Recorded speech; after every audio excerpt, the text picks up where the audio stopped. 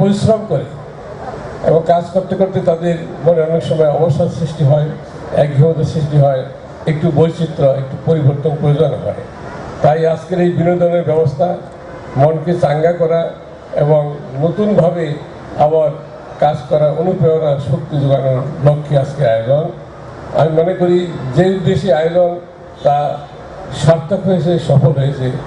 আমরা সে বিকাল থেকেই খেলাধুলার পর, সন্ধ্যার পর থেকে আমরা এই সাংস্কৃতিক অনুষ্ঠান দেখছি, মনোমুগ্ধ হয়ে সবাই উপভোগ করছি। আমি আমার সহধর্মিনী আমরাও উপভোগ করেছি, আমাদের কাছে ভালো লেগেছে। যেহেতু আমাদের কাছে ভালো লেগেছে, জেনারেল ফোর্সের কাছে ভালো লেগেছে। আমি মনে করি দীর্ঘ সময় আমরা এখানে ছিলাম, যারা এই আয়োজনের সাথে সম্পৃক্ত ছিলেন, এদেশের এপিবিএন, ডিএইচএপিবিএন, তার সহকর্মী যারা ছিলেন, তাদেরকে সকলকে আমি ধন্যবাদ জানাচ্ছি।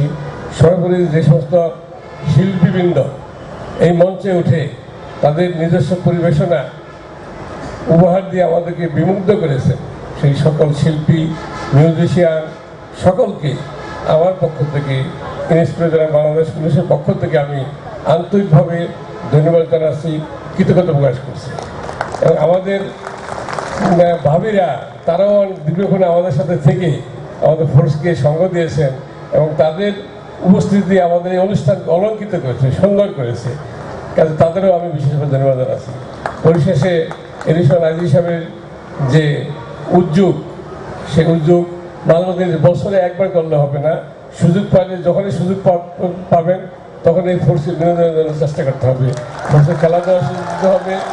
এবং আমাদের এসপি সিও ফরিদ ও নিজে গীতিকার, নিজে সুরকার, নিজে গায়ক, তাকে আজকে এটি পরিবেশনা করছে, তাকে আমি ধন্যবাদ জানাচ্ছি।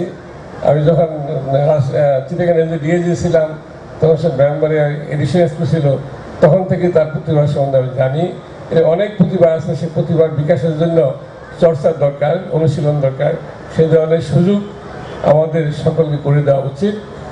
পুনরায় সকলকে ধন্যবাদ জানিয়ে সকলের সুখ শান্তি সুন্দর জীবন কামনা করে এবং দেশবাসীর জন্য আমাদের মহান আমাদের কর্তব্য দেশবাসীকে সেবা দেওয়া, আইন শৃঙ্খলা পরিস্থিতি স্বাভাবিক রাখা, অপরাধকে দমিয়ে রাখা, এটা যেন আমরা প্রত্যেকটা সদস্য আন্তরিকভাবে ডেডিকেশন নিয়ে, কমিটমেন্ট নিয়ে কাজ করি, সেই আহ্বান জানিয়ে আমি আমার বক্তব্য শেষ করছি।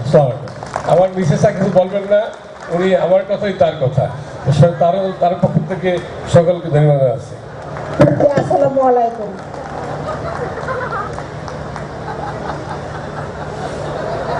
আসলে দুপুর থেকে এখানে আসি, প্রত্যেকটা অনুষ্ঠানে ভালো লাগতেছিল। তো আইজিপি সাহেব যে আমাদের ফোর্সের কথা বারবার বলছিলেন, আসলে আমি ফোর্সেদের কষ্টটা খুব ফিল করি, যে তারা সারাদিন এত পরিশ্রম করে রাস্তাঘাটে ডিউটি দেয়। আমার কাছে এত খারাপ লাগে যে তাদেরকে তো কোনো ঠিক মতো বাসস্থান আমরা তৈরি করে দিতে পারছি না। তারা যে সারাদিন ডিউটি করে আসার পর যে শান্তিতে ঘুমাইতে পারতো, আমার মনে হয় তারা আরো অনেক ভালো ডিউটি দিতে পারতো, ওদের সেবা দিতে পারতো। তো আমি প্রতি বছরে আইজিপি সাহেবকে বলি যে ওদের জন্য কিছু করো করো করো, বলে তো মানে জায়গা সম্পূর্ণ হয় না। তারপর আমি চেষ্টায় আছি, যদি আপনাদের জন্য আমি কিছু করে রেখে যেতে পারি তা আমার জীবনটা ধন্য হবে। কারণ আমি আরেকটু দাবি করেছিলাম যে রিটায়ারমেন্টে যাওয়ার পরে যেন রেশনটা ঠিক থাকে, কিন্তু এটাও এবার হলো না। দেখি আগামী বছর যদি আমরা আমাকে ততদিন রাখে, চেষ্টা করে যাব আমি ইনশাল্লাহ।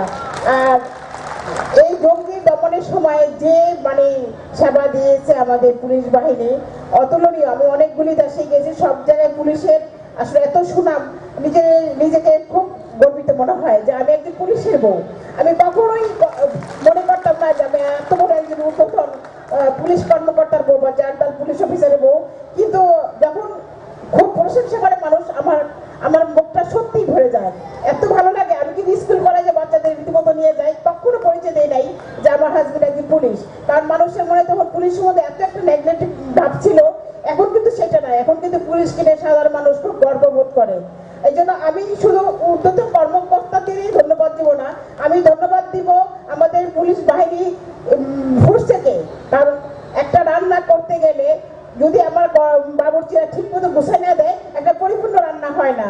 তেমনি আপনারা যদি ঠিক মতো ডিউটি না দেন এবং সঠিক ভাবে কাজ না করেন, কোন অফিসারই আপনার সেই সুযোগ্য যোগ্য নয়, আপনাদের জন্যই ওরা ধন্যবাদ পায়। Thank you. আপনারা আরো ভালো করে কাজ করবেন, বিশেষ করে ব্যাটালিয়নের এরা, তাদেরকে ছুটি ছাটাগুলো যেন ঠিক মতো দেওয়া হয়, কারণ তারা বাড়িতে পরিবার রেখে আসে, মাঝে মাঝে ছুটি ছাটা দিলে তাদের আনন্দ আসে না। হ্যাঁ, আর সিদ্দিকভাইকেও বলছি যে মাঝে মাঝে অনুষ্ঠান করে আমাদের ফোর্সের যেন আনন্দ দেওয়া হয়। থ্যাংক ইউ, ধন্যবাদ। আমাদের জন্য দোয়া করবেন, আপনাদের জন্য সবসময় আমার দোয়া রইল। যে কোনো সময় আমি নামাজে বসে আপনাদের জন্য, সবার জন্য, দেশের জন্য দোয়া করি। আমাদের জন্য দোয়া করবেন, রাজ্য সবার জন্য দোয়া করবেন, সেই জন্য সুস্থভাবে আল্লাহর মধ্যে বেঁচে থাকতে পারে, ভালো সুনাম নিয়ে যেতে পারে। Thank you. আইজিবি মহোদয়ের নির্দেশে সত্ত্বেও আইজিবি মহোদয় আমাকে বলেছেন তুমি কিছু বই শেষ করে দাও।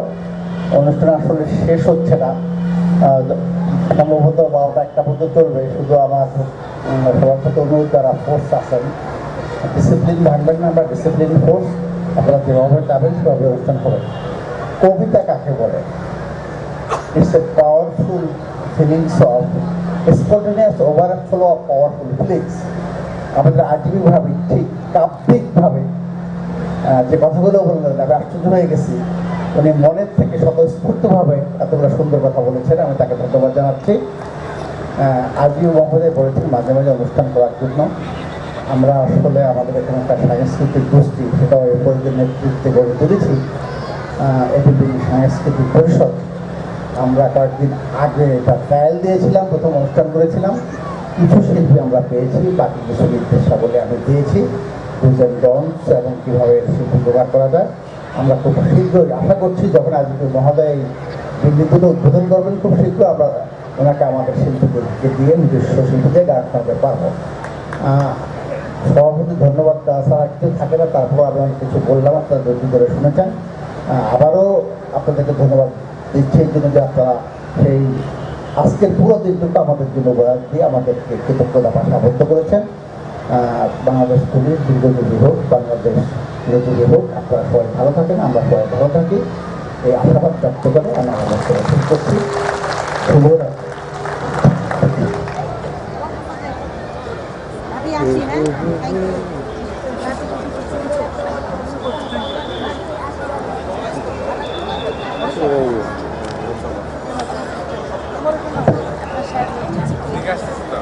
আমরা 5টা মিনিট সময় চেয়ে নিচ্ছি আমাদের অতিথি মণ্ডলীকে বিদায় জানানোর।